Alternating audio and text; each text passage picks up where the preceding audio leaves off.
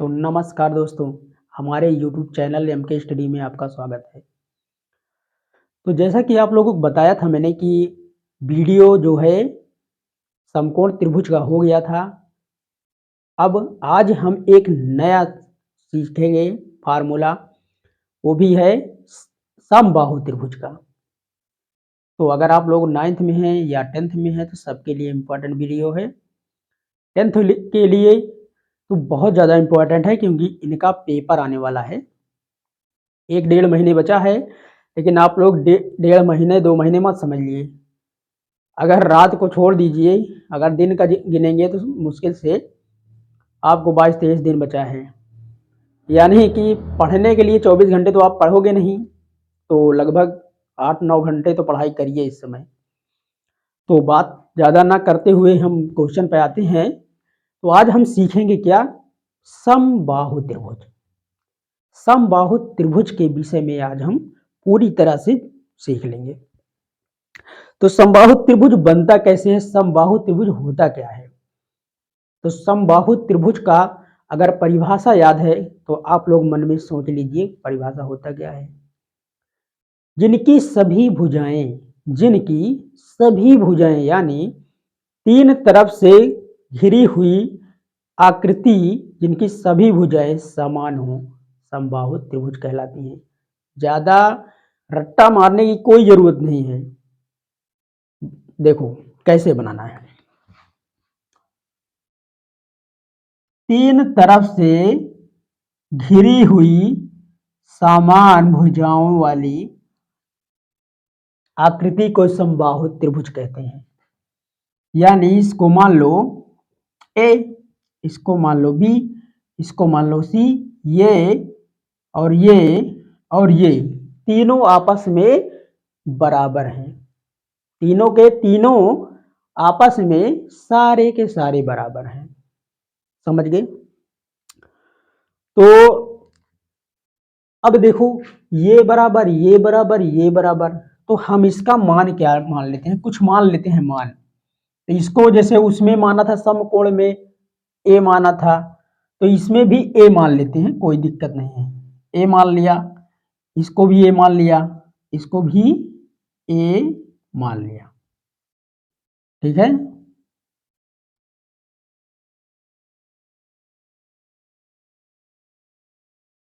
देखो ये हमने मान लिया। ठीक, उसके बाद हमने एक लाइन ऐसे खींच दी और इस वाले पॉइंट को हमने मान लिया यम। ठीक, अब देखो हमने बीच से एक लाइन खींच दी तो ये बन गया एक समकोण और इधर भी एक समकोण बन गया। ठीक है, एकदम बारीकी से एकदम ध्यान से सीखिएगा, क्योंकि इस तरह बारीकी से कोई बताएगा नहीं पूरे यूट्यूब में। देखिए, एक समकोण त्रिभुज इधर बना, ठीक है, और एक समकोण त्रिभुज इधर बना। अब इसको अगर मूंद लें हम ऐसे, तो देखो ये समकोण त्रिभुज बन रहा है ना इधर, ये समकोण त्रिभुज एक इधर बना और एक अगर इसको मूंद लेते इधर दिख रहा है, तो इसमें दो समकोण त्रिभुज बन रहे हैं। तो इसमें देखो ये वाली भुजा पता है हमको, ये वाली ए बी पता है, यानी लिख लेते हैं हम कि अब इस ये है क्या, समबाहु त्रिभुज लिख लेते हैं पहले। सम बाहु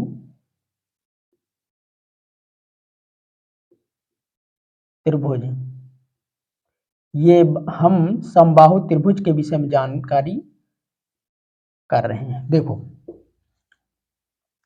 ए बी का मान कितना है, ए, उसके बाद ए सी का मान कितना है, ए, और बी सी का मान कितना है, ए। हमको पता क्या करना है, बी यम का, और उसके बाद यम सी का। ठीक है, और उसके बाद ए यम का। हमको इतने का मान पता करना है। सबसे पहला काम हमारा यही होगा। हमको क्या क्या पता करना है, यम बी का, यानी यम बी का मान और यम सी का मान और ए यम का मान, समझ गए। देखो बी और सी का मान तो ए है, ये तो पता है हमको भी, लेकिन अब ए है तो बी एम के बीच की दूरी कितनी होगी। अगर आप लोगों को आपके, आप मान लो 2 भाई हो या 3 भाई हो, तो 2 भाई 2 लोग हो, मान लो कोई 2 दोस्त हो, आप हो आपका दोस्त है, आपने लंच में आप लोग लाए हो एप्पल, तो उसको क्या करोगे, 2 भाग करना पड़ेगा ना, तभी तो आधा उसे दोगे और आधा तुम खाओगे। तो क्या करेंगे हम, इसमें भी ए है, मान लो ये सेब है, इसको मिटा दिया, इतना सेब की तरह बन गया गोल टाइप में, तो ये सेब है, इसका आधा करेंगे तो इधर जाएगा आधा, तो क्या हो जाएगा 1/2, यानी एक में 2 लोग, समझ गए, एक में 2 लोग हो जाएंगे। तो देखो होंगे कैसे, ये भी सीख लो। देखो बी और यम का मान निकालना है हमको, तो बी यम ऐसे लिख दिया, ठीक है। उसके बाद अब देखो बी सी बटे 2 हुआ कैसे, पता है। देखो अगर इसको इधर मल्टीप्लाई करते हैं तो क्या होगा, इधर मल्टीप्लाई इसको करेंगे तो 2 बी यम बराबर सी, यानी बी सी, समझ गए। यानी अब अगर हम बी और सी का मान ए है यहां रख देंगे, लेकिन इसमें देखो एक कंफ्यूजन ये होती है कि इतना है, अब यहां अगर हम रख दें इसमें मान बी एम बराबर बी सी का मान कितना है A/2, तो बी सी का मान बी एम का मान कितना निकला, बी एम का मान कितना निकला 1/2, यानी इसमें एक सेब में 2 लोग खा रहे हैं, समझ गए ना कि 1/2 ही होगा, तभी तो एक सेब में 2 लोग खाओगे, तो यहाँ क्या निकल के आया 1/2, और 1/2 ये निकला, और अगर इसी तरह निकाल लेंगे यम सी बराबर BC/2, तो BC का मान कितना है, यम सी बराबर BC का मान ए है 1/2, तो ये भी निकल आया A/2। तो ऐसे निकालते हैं इसका आंसर, समझ गए, कंफ्यूजन मत होइएगा, समझ गए। तो ये इतना निकला, ये इतना निकला, यानी हमको किसका मान BM का, इसका मान पता चल गया A/2, और MC का मान चला गया A/2। हमको पता क्या करना है अभी, A अपान ये A और M का मान, AM का मान पता करना है। AM का मान किस फार्मूले से पता चलेगा, AM का मान पता चलेगा पाइथागोरस थ्योरम से। तो पाइथागोरस थ्योरम हम लगा देते हैं, यहीं पर लगाएंगे।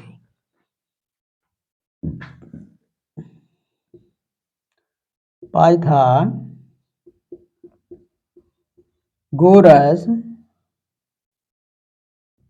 प्रमेय का प्रयोग करने पर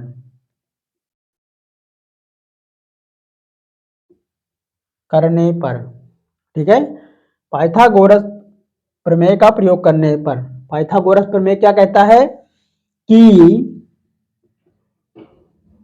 कर्ण का स्क्वायर बराबर लंब का स्क्वायर बराबर, यानी प्लस आधार का स्क्वायर, ये होता है पाइथागोरस थ्योरम का फार्मूला। जिन लोगों को कंफ्यूजन हो रही होगी तो हमारा इसके पहले वाला वीडियो जरूर देख लेना, समझ गए, उसका हम लिंक दे देंगे आपको इस वीडियो में, तो डिस्क्रिप्शन में जाकर आप लोग देख सकते हो। तो अब देखो ये तो हो गया, प्यारे बच्चों अब देखो, उसके बाद अब हमको निकालना क्या है, ये वाला पता है हमको निकालना ये है। तो देखो अब रख देते हैं, ये हुआ लंब, ये कर्ण, ये आधार हुआ। क्या हुआ, ये है यहां से यहां तक क्या हुआ, ये 90, तो 90 के सामने की भुजा क्या होती है, कर्ण, तो यानी ये है कर्ण। ठीक, जो भी नहीं पता होगा एकदम बेसिक से बता दूंगा बेटा, आप लोग सिर्फ बने रहिए और आराम से देखते रहिए। अब ये यहां से यहां तक की दूरी क्या हुई, आधार हुई। ठीक है, बहुत ध्यान से देखिएगा नहीं तो समझ में नहीं आएगा। ये आधार हुई। अब ये यहां से यहां तक की दूरी क्या हुई, लंब हुई, लंब। ठीक है, ये यहां से यहां तक की दूरी क्या हो रही, ये हुई लंब। ठीक है, अब हमको लंब ही पता करना है क्योंकि लंब दिया नहीं है, तो हम रख देते हैं मान। कर्ण का मान कितना है, ए। ठीक है, लंब का मान हमको पता नहीं है, तो लंब को वैसे का वैसे लिख देंगे। ठीक है, आधार का मान कितना है, a/2। ओके, उसके बाद अब देखो लंब है, लंब इधर कर लो,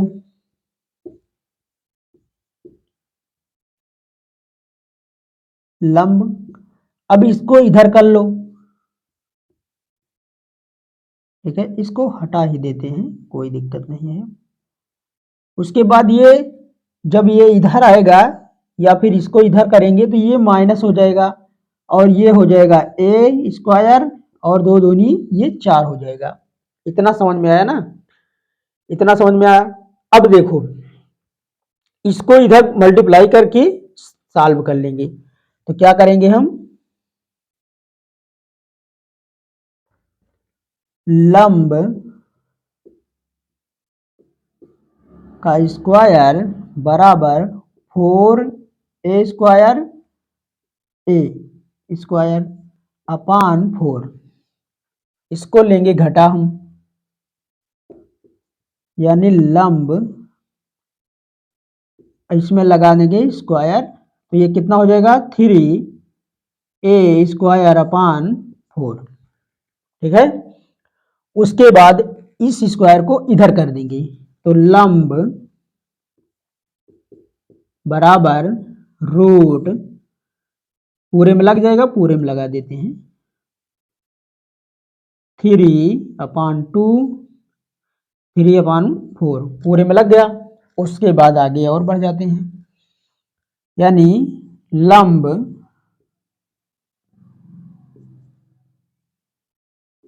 थ्री ए बटे 2, ये बचा कैसे, देखो रूट 4 का क्या होता है 2 ही होता है, और अगर ए स्क्वायर है तो क्या होगा, स्क्वायर हट जाएगा तो ए बचेगा, 2a है, स्क्वायर में आया तो स्क्वायर हटा, स्क्वायर के साथ साथ रूट हट गया, तो ये हुआ, ये निकल आया, क्या निकल आया, ये लंब निकला, और लंब है क्या, ऊंचाई है।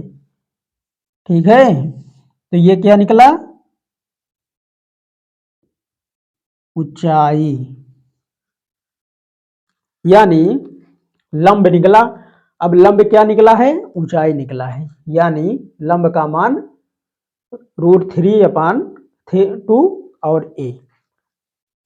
तो क्या निकला है, समबाहु त्रिभुज की ऊंचाई, समबाहु त्रिभुज की ऊंचाई यानी सबसे कोना से लेकर यहां तक की जो दूरी है वो निकली है, यानी ऊंचाई ही तो है ये, यहां पर समझ गए आप, तो ये ऊंचाई निकली है, समझ में आया।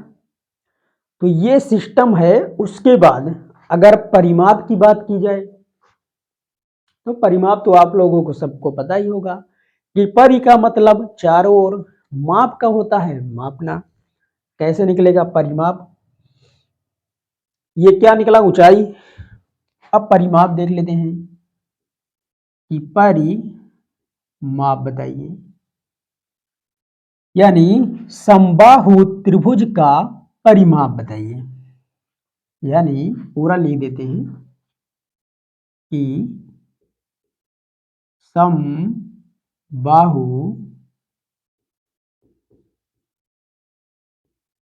त्रिभुज का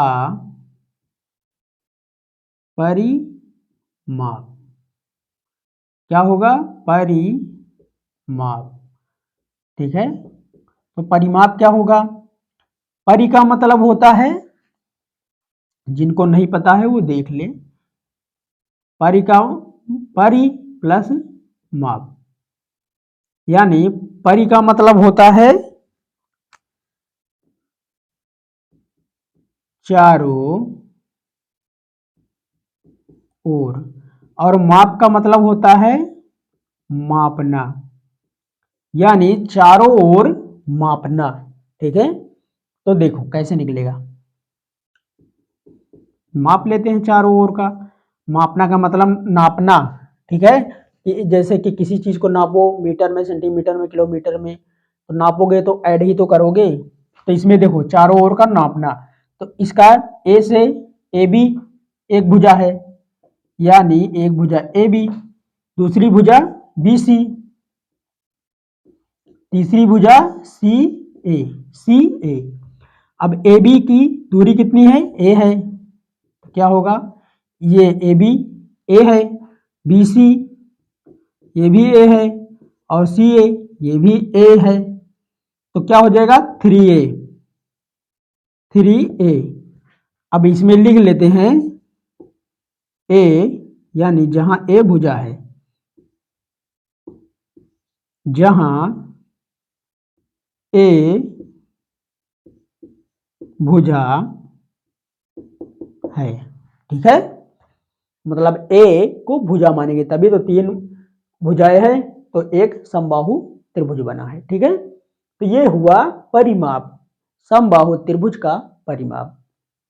ठीक है, अगर पूछ ले समबाहु त्रिभुज का क्षेत्रफल, समबाहु त्रिभुज का क्षेत्रफल पूछ ले, तो क्या लगाएंगे हम? समकोण त्रिभुज का क्षेत्रफल वाला फार्मूला लगाएंगे। समकोण त्रिभुज का क्षेत्रफल क्या होता है, उसी से निकालना पड़ेगा हमको। तो समकोण त्रिभुज का क्षेत्रफल क्या होता है, यहां से हम देख लेते हैं। 1/2 ऊंचाई और आधार। ठीक है, जिन लोगों को ये नया लग रहा हो वो वीडियो इसके पहले वाली देख लें, उसमें सब दिया है मैंने। ठीक है, अब ये हुआ, तो ये क्या है? समकोण त्रिभुज का क्षेत्रफल का फार्मूला। अब हमको क्या क्या पता चल गया? अब हमको निकालना क्या है?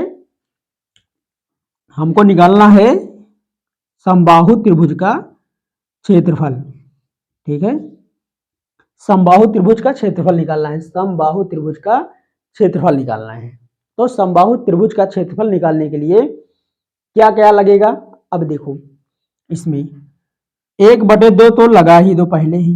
ठीक है, अब गुणा लगा दो, ऊंचाई, ऊंचाई कितना निकली है इसमें समबाहु त्रिभुज में? समबाहु त्रिभुज की ऊंचाई कितनी है? √3a। लिख देते हैं √3a/2। उसके बाद अब देखो, ये ऊंचाई पता चल गई, ये भी पता चल गया। अब आधार कितना है? आधार ए है, आधार ए ही तो है, पूरा पूरा आधार यहां से यहां तक, तो इसको भी मल्टीप्लाई लगाओ और लगाओ ए। अब देखो, इसको आपस में मल्टीप्लाई कर दो, तो क्या होगा? जिनको नहीं आता है एकदम बेसिक से मल्टीप्लाई कर रहा हूं, ठीक है, वो सीख लेंगे। 2 × 2 क्या हो जाएगा? ये हो जाएगा √3a²/4। तो ये हो जाएगा समबाहु त्रिभुज का क्षेत्रफल। क्या हो जाएगा ये? समबाहु त्रिभुज का क्षेत्रफल कितना निकला? √3a²/4 समबाहु त्रिभुज का क्षेत्रफल। तो आप लोगों को समझ में आया होगा। अगर समझ में आया है तो चैनल को सब्सक्राइब करिए और लाइक कर दीजिए। पूरा इतना बढ़िया तरीके से हमने बताया है, तो आप लोगों को बढ़िया समझ में आया होगा। तो अगला वीडियो जो आएगा वो विषम बाहु त्रिभुज का होगा।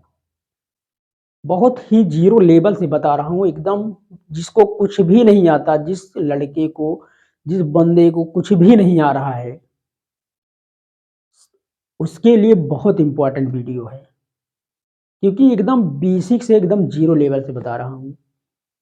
तो आप लोग बस मेहनत करिए और वीडियो को जहाँ समझ में ना आए फिर से बैक करके फिर से देखिए, समझ में ज़रूर आएगा। तो वीडियो अगर पसंद आ रहा है तो सब्सक्राइब ज़रूर कर लीजिएगा। धन्यवाद।